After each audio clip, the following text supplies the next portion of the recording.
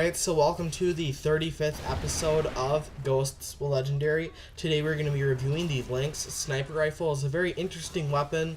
I'll be going over all of the stats, who would I recommend it to, and how I did in today's gameplay. Let's talk about the gameplay first of all. I was using an ACOG sight, and the ACOG sights in this game aren't very good on sniper rifles at all, so the gameplay we'll be watching is not too good, but it is a kind of an interesting gameplay because it shows off the strengths, the weaknesses of the Lynx sniper rifle. So let's just jump right in. The damage is the same as the L115, or it's a one-shot, one-kill, everything above the upper thighs, and if you have chrome barrel on, chrome lining, whatever you want to call it, it adds different body parts to make it so if your or the person you're aiming at is prone, then it's a one-shot, one-kill on the person that is prone.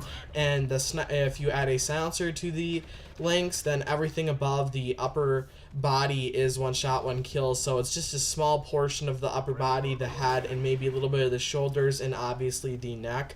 And the accuracy in the recoil is bad. There's definitely a lot of recoil, there's a lot of sway. It takes a long time to center the scope back in on somebody, so I would definitely not recommend using it at a longer range unless you're very confident that you can control the sway and that you can hit the person on your first try. Otherwise, you will miss, and then it will take you too long to center the sight back in on the person. So basically, this sniper is good for longer ranges. That's the damage is so high just because it is a heavier weapon. It's larger, definitely it takes a lot to move it around, so it makes it good for longer range situations, but since there's such high sway and such high recoil that it's not really good at long range engagements. That's why it's kind of an interesting weapon, because you have to choose the happy medium to where you're good because you're at a high damage but you can control the sway, you can control the recoil. So I've definitely found it better at a medium range situation, and that's why I threw the ACOG on, just because the ACOG is more for, you know, mid-range situations, but then that just made the sway go crazy, and I could not control the sway as well, and that's why I was having such a harder time getting a good gameplay out of it.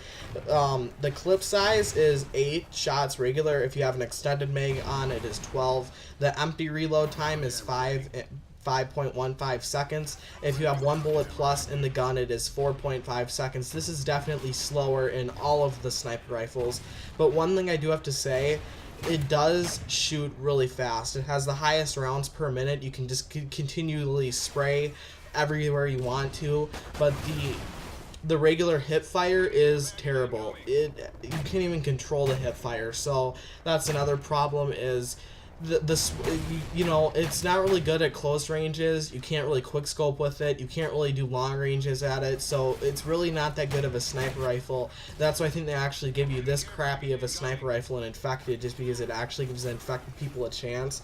It's good for long range, like I said, but it has a lot of recoil and a lot of sway. Like I said, if you can deal with that, then this weapon is the weapon for you, because you can just keep shooting down range. And who would benefit from this? Anybody that does not like the L115, just because it's bolt action, could probably do well with this.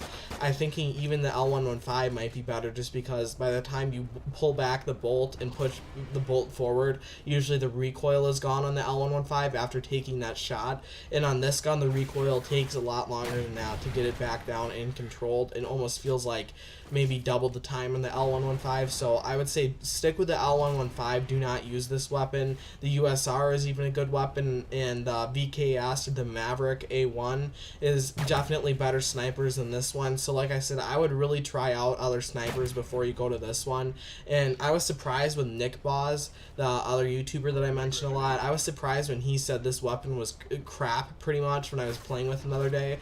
And after reviewing some of the stats and doing a gameplay with it, yeah, it actually is pretty much crap. I thought that it was good just because it's used in Infected, but it's not good just because it's used in Infected. In Infected, I would always go on really high kill streaks with it, and it's just not good at all. You probably don't want to use it that much in multiplayer. Pretty much the uses of it and at infected.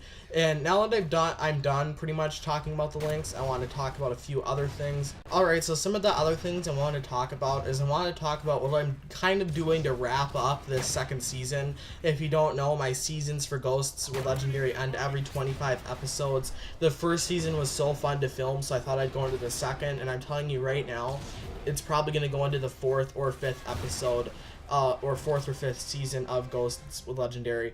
But pretty much to wrap it up, I'm going to be going over in depth my 10 favorite guns, and it's not going to be stats, it's just going to be what I like about these guns, why I use these guns instead of other guns, and pretty much my basic opinion. I thought that would kind of be a cool way to wrap up this season, and that will be 5 episodes of that. I'm going to go over 2 guns an episode for 5 episodes. In the very last episode, we'll have the best gameplay I could get with my 2 favorite guns on the game Call of Duty Ghosts. So I hope that you guys do enjoy the last part of the season. I know I have been enjoying filming it a lot, and I'm happy that I got a new mic now that the quality is better. And like I always try to say at the end of every episode, as always, thank you for watching.